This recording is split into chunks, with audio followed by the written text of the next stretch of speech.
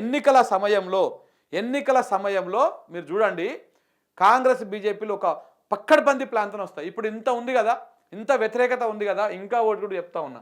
మనం తెలంగాణ ప్రజలం కనుక మనం అప్రమత్తంగా లేకపోతే 2000 ఇది ఇప్పుడు మనకు 2023లో ఎన్నికలు జరిగినాయి. మళ్ళీ మనకు ఎప్పుడు జరుగుతాయి? 2029లో 29 అంతే 2028 డిసెంబర్లో మనకు ఎన్నికలు జరుగుతాయి. డిసెంబర్లో అంటే 2029లో మనకు కొత్త ప్రభుత్వం ఏర్పడుతుంది. ఈ డిసెంబర్లో పడతాయి కదా. మీరు ఇప్పుడు చూడండి 2023 డిసెంబర్ నుంచి 2024 అయిపోయింది. 2025 ఇప్పుడు ఇది ఫిబ్రవరి.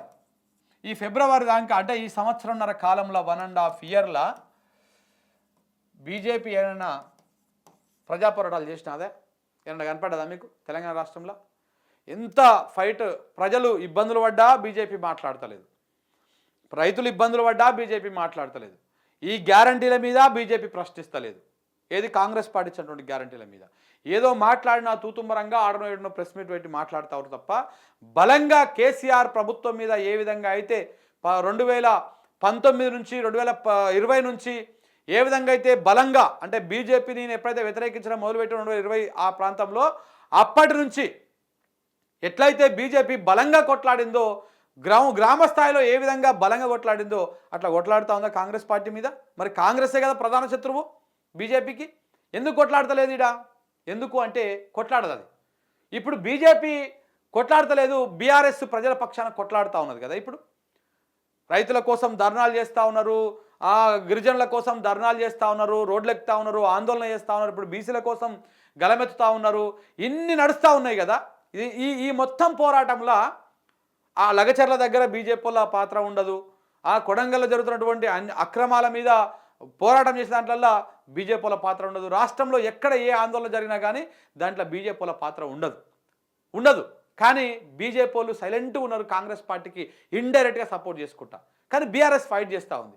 ఈ ఫైటు ఇంత చేస్తూ ఉన్నారు కదా. రేపు చూడండి మళ్ళీ 2028 డిసెంబర్ 2029 ఎన్నికల నాటికి ఈ వ్యతిరేకతను మొత్తము అప్పుడు ఏదో ఒక రూపంలో బీజేపీ అనేది ఒక మాయమచ్చింద్ర మాయల మరాఠీ లెక్క ఒక మాయ చేసేటువంటి పార్టీ. ఆ టైం వరకు ఒక మత విద్వేషాలు రెచ్చగొడుతుంది, గుళ్ళ మధ్యలో దేవుళ్ళ మధ్యలో పంచాయతీలు పెడుతుంది, ఇట్లా రకరకాలుగా చేసి ఈ వ్యతిరేకతను మొత్తాన్ని మూట కట్టుకొని బీజేపీ తన వైపు మలిపించుకున్నటువంటి ప్రమాదం కూడా ఉన్నది. ఇంత వ్యతిరేకత ఉన్నది కదా. ఇప్పుడు ఉన్న పలంగా ఇప్పుడు ఎన్నికలు పెట్టారనుకో, ఈ దానికెందుకు? ఇప్పుడు నేను ఈడ కోట్లను తప్పు పడతలేను, నేను కోట్లను తప్పు పడతలేను. న్యాయ వ్యవస్థ మీద అపారమైనటువంటి గౌరవం ఉన్నది నాకు. కానీ తెలంగాణ రాష్ట్రంలో ఇప్పుడు 10 నియోజకవర్గాలలో ఉప ఎన్నికలు రావాలి. 10 నియోజకవర్గాలలో ఉప ఎన్నికలు రావాలి.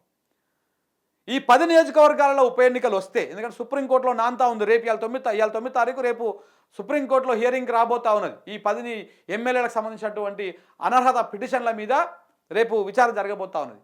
ఈ 10 ఉప ఎన్నికలు రావాల్సి ఉంది, వేటు పడాల్సి ఉంది. దీనికి బీజేపీ సహకరిస్తుందా? సహకరించదా? 200% సహకరించదు. ఎందుకు అంటే ఇప్పుడు ఉప ఎన్నికలు వస్తే బీఆర్ఎస్ పార్టీ బలాన్ని మరింత పెంచుకుంటుంది.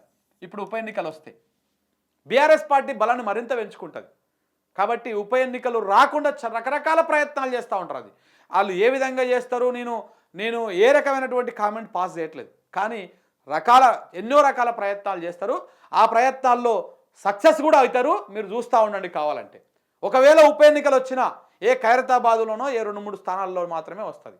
ఎందుకంటే ఆయన పోటీ చేసిన డైరెక్ట్గా మరి అక్కడ ఆపితే బాగుండదని 1-2 స్థానాల్లో మాత్రమే ఉప ఎన్నికలు వస్తాయి. మిగతా నియోజకవర్గాలను మొత్తం హోల్డ్ పెడతారు. ఎన్నో రకాలుగా ఎవరినెట్ట మేనేజ్ చేసుకోవాలో అట్లా మేనేజ్ చేసుకుంటుంది బీజేపీ. కానీ ఉప ఎన్నికలు రానియదు. ఎందుకంటే ఈడ కాంగ్రెస్ ప్రభుత్వానికి డ్యామేజ్ కానియదు. ఈడ బీజేపీ కాంగ్రెస్ ప్రభుత్వాన్ని ఈడ కాపాడుతూ ఉంది, మోడీ కాపాడుతూ ఉన్నాడు. ఈడ కాంగ్రెస్ అంటే ఈడ మొత్తం కాంగ్రెస్ కాదు, రేవంత్ రెడ్డి రూపంలో ఉన్నటువంటి కాంగ్రెస్ పార్టీ. రేవంత్ రెడ్డి కావాలి మోడీకి. కేసీఆర్ కంటే రేవంత్ రెడ్డి 1000 బాల బెటర్ అని చెప్పేసి మోడీ ఫీల్ అవుతా ఉన్నాడు. ఎందుకంటే మంచి చేస్తాడు, ప్రజలకు మంచి చేస్తాడు, దోషి పెడతాడు, నాయకులకు దోషి పెడతాడు, రాజులకు దోషి పెడతాడు. ఇక్కడ గుమాస్తా లెక్క పనిచేస్తూ ఉన్నాడు కదా మన రేవంత్ రెడ్డి. తెలంగాణ రాష్ట్ర సంపద మీద దోస్తూ ఉన్నాడు, కొంత భాగం కాంగ్రెస్కి పంపిస్తూ ఉన్నాడు, కొంత భాగం బీజేపీకి పంపిస్తూ ఉన్నాడు, కప్పం కడతా ఉన్నాడు. సో కాబట్టి ఈ రకంగా నడుస్తూ ఉంది వ్యవహారం. ఈ నేపథ్యంలో బీఆర్ఎస్ పార్టీ ఇంత పోరాటం చేస్తూ ఉంది కదా, ఈ బీఆర్ఎస్ పార్టీ ఈ ఏకం చేసినటువంటి ఈ ప్రభుత్వ వ్యతిరేకత ప్రజా ఐక్యతను ఈ ఓటును మొత్తం కూడా రేపటి ఎన్నిక నాడు బీజేపీ గద్దెలకు వచ్చి ఎత్తుకపోయినా కానీ ఆశ్చర్యపోవడం లేదు. అందుకే తెలంగాణ ప్రజలకు నేను అప్రమత్తంగా ఉండాలని చెప్తా ఉన్నా. కాంగ్రెస్ పార్టీ కానీ, బీజేపీ పార్టీ కానీ, బీఆర్ఎస్ పార్టీ కానీ ఎవరు ప్రజల పక్షాన పోరాటం చేస్తూ ఉన్నారు, ఎవరు మీకు కష్టం వచ్చినప్పుడు మీకు గడపదానికి వస్తూ ఉన్నారు, ఎవరు మీకోసము రోడ్ల మీకు ఎక్కి ఆందోళన చేస్తూ ఉన్నారు, ఎవంది అసలైన ప్రేమ, ఎవంది దొంగ ప్రేమ, ఎవంది రాజకీయము, ఎవంది ప్రజా ప్రయోజనము ఏందనేది ఒక్కసారి మనము గ్రహించాలి. మరీ గ్రహించకపోతే ఢిల్లీ ప్రజలు చూడండి ఎంత తెలివికి వచ్చిరాళ్ళు, ఎంత తెలివికి వచ్చిరు చూడండి. కాంగ్రెస్ పార్టీ ఎన్ని గ్యారెంటీలు చేసింది, ఆడ కూడా సేమ్ గ్యారెంటీల దుకాణం తెరిచింది. కానీ ఏమైంది, చివరికి జాడిచ్చి తంటే పోయి ఏడబడ్డరు, సున్నా కాడబడ్డరు. సరే, ఆప్ మీద ఉన్నటువంటి రకరకాల నెగిటివ్ ప్రచారాలను కొంత అటు ఇటు అయ్యింది, నడిచింది. 2 సార్లు ప్రభుత్వం ఏర్పడింది కాబట్టి వ్యతిరేకత రావడంలో కామను. ప్లస్ బీజేపీ ఇంకొకటి ఏమనుకుంటారు, ఢిల్లీ ప్రజలు ప్రధానంగా ఒకటి ఆలోచించింది, ఏంది డిస్టర్బెన్స్ ఊకే లొల్లి పంచాయతీ అంటే. ప్రజలు అక్కడ ఢిల్లీ ప్రజలు చాలా కొంత ఎడ్యుకేటెడ్ పీపుల్ ఉంటారు. ఈ డిస్టర్బెన్సెస్ ఎందుకు వస్తున్నాయి ఊకే అంటే, కేంద్రంలో రాష్ట్రంలో అదేమో పూర్తి స్థాయి రాష్ట్రం కాదు, అక్కడ లా అండ్ ఆర్డర్ మొత్తం కేంద్రం చేతిలో ఉంటుంది, లెఫ్టినెంట్ గవర్నర్ చేతిలో ఉంటుంది. ఈ మిగతా పరిపాలనా వ్యవహారాలు మాత్రమే రాష్ట్రం చేతిలో ఉంటాయి. ఆడ అది పేరుకే రాష్ట్రం కానీ పెత్తనం మొత్తం కేంద్ర ప్రభుత్వందే ఉంటుంది. వాడు ఏం చేసినా ఇటు తుమ్మినా తగ్గినా కానీ ఆ కేంద్రంలో ఉన్నోడు ఏదో ఒకటి పుల్ల పెడతా ఉంటాడు. ఈ నేపథ్యంలో ఈ డిస్టర్బెన్సెస్ ఎందుకు అని చెప్పేసి ఢిల్లీ ప్రజలకు ఒక ఆలోచన వచ్చింది. ఏ ఇంట్లోనైనా గుర్తుపెట్టుకోండి, లొల్లులు ఈ పంచాయతీలు ఉన్నప్పుడు ఎప్పుడో ఒకసారి దానికి ఈ లొల్లు ఏదైనా కొంతమంది కాంప్రమైజ్ అవుతారు, కొంతమంది దాన్ని అధిగమిస్తారు. అందుకే ఢిల్లీ ప్రజలు కాంప్రమైజ్ అయినట్టు కనపడదు నాకు ఈ ఫలితాలను చూస్తే. ఢిల్లీ ప్రజలు కాంప్రమైజ్ అయిపోయారు. ఎట్లా, ఇప్పుడు ఆపును గెలిపించడం మళ్ళీ సేమ్ లొల్లి ఉంటుంది. ఈయన ఏదో లొల్లి పెడతా ఉంటాడు, నాకు ఇది రాలేదు అది రాలేదు, ఈయన లొల్లి పెడతా ఉంటాడు, బీజేపీ ఏదో లొల్లి పెడతా ఉంటాడు. ఈ పంచాయతీలన్నీ ఒక రాజకీయ అనిశ్చితి, రాష్ట్రం ఎదుగుదల ముంగలికోదు, అంత ఆగమాగం ఉంటుంది అన్నటువంటి దాంట్లో ఢిల్లీ ప్రజలు ఆలోచన చేసి ఈ లొల్లి అంత వద్దు, ఆ కేంద్రంలో ఎవడున్నాడో ఆయనకే కట్టబెడదామని చెప్పేసి బీజేపీ కోటేసినట్టు కనపడతా ఉంది. సో కాబట్టి ఈ రకంగా అట్లా చేసిరు. ఇటు కాంగ్రెస్ పార్టీ ఎట్లాగో ఓట్లను చీల్చే కాంగ్రెస్ పార్టీ చీల్చకపోతే ఇలా ఆమ్ ఆద్మీ పార్టీ ప్రభుత్వం ఏర్పడేది. సో కాబట్టి ఈ అన్నిటి నేపథ్యంలో బీజేపీకి ఆడ కలిసి వచ్చింది. కాబట్టి రేపు ఈ తెలంగాణలో కూడా తెలంగాణ ప్రజలు కూడా కొంత అప్రమత్తంగా ఉండాలి. ఇవాళ కాంగ్రెస్ పార్టీ మీద వస్తున్నటువంటి వ్యతిరేకతని రేపు గద్దెలకు వచ్చి తనకపోయినా కానీ తనకపోతుంది బీజేపీకి. దాని శక్తి ఏంటంటే ఆర్ఎస్ఎస్, ఈ హిందూ సంఘాలు ఇవన్నీ కూడా దానికి బలంగా పనిచేస్తాయి. రేపనాడు ఆ పార్టీని గెలిపించడం కోసం గ్రామ స్థాయికి వెళ్ళిపోయింది ఈ వ్యవహారం. వాళ్ళు ఎట్లా ఉంటారు, గల్లీకి ఒకరు ఉంటారు ఆర్ఎస్ఎస్ వాళ్ళు కానీ వీళ్ళు కానీ. ఇక వాళ్ళు పొద్దుగా లేస్తే ఆ వాట్సాప్ గ్రూప్లల్లో ఇక వ్యాసాలు, ప్రొఫెసర్ వ్యాసాలు, ఇక వాట్సాప్ యూనివర్సిటీ వ్యాసాలు రాసి మైండ్ మార్చేసి మనం హిందువులం అంటే మనం బీజేపీ వాళ్ళం అంటే మనం హిందువులం, ఇట్లా చేసేసి మళ్ళీ అది తీసుకొచ్చేసి ఇన్ని రోజులు పడ్డటువంటి కష్టాన్ని, ఇన్ని రోజులు పడ్డటువంటి ఇబ్బందులను అవన్నీ మర్పించేసి కేవలం హిందుత్వం ఎజెండాతోటే మళ్ళీ ఎన్నికలు తీసుకొస్తారు.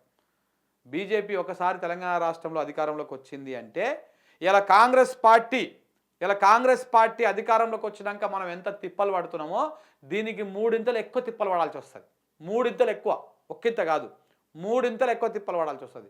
ఈడన రేవంత్ రెడ్డి మనోడు అంటే ఈడ కొండరెడ్డిపల్లిలో ఉంటాడు, గట్టిగా మాట్లాడితే కొండరెడ్డిపల్లికి పోయి కూర్చుంటాం మనం. గుజరాత్ ఉంది అట్లా ఉండదు. మనోడు చెంచా ఉంటాడు ఈడ, ఎవడు బండి సంజయ్ లాంటివాడో లేకపోతే అరవింద్ లాంటివాడో ఇంకెవడో స్పూన్లు ఉంటారు ఈడ. ఈ స్పూన్లను చేసేది మొత్తం గుజరాతోడు. సో కాబట్టి అప్పుడు మనం ఏం చేయడానికి కూడా ఉండదు, ఇంకా ఏం చేయడానికి కూడా ఉండదు, చాలా ప్రమాదం ఏర్పడుతుంది. ప్రజాస్వామ్యం అనేటువంటి మాట మచ్చుకు కూడా, ఆ మచ్చు తునకకు కూడా ఉండదన్నమాట. సో ఇలాంటి ప్రమాదం ఏర్పడుతుంది, దాంట్లో జాగ్రత్తగా ఉండాల్సినటువంటి అవసరం.